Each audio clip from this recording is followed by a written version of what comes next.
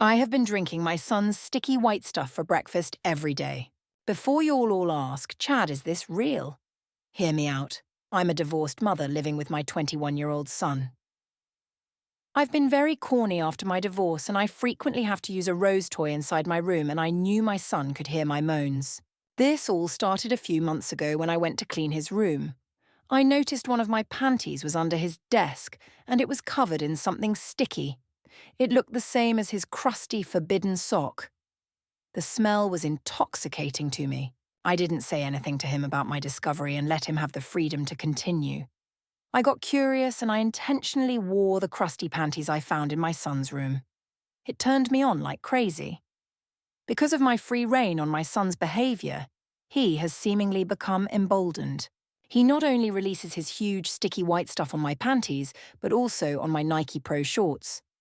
As always, I pretended not to notice and simply wore whatever piece of clothing that had his dried, crusty white stuff on them and washed it off later.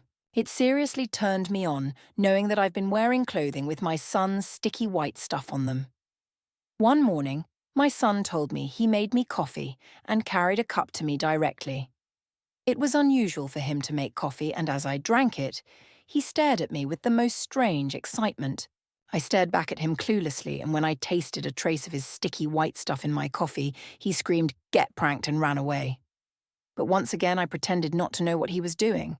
Later that evening, he carried a cup of milk to my room and said it's good to have a cup of milk before sleep could see his wild excitement.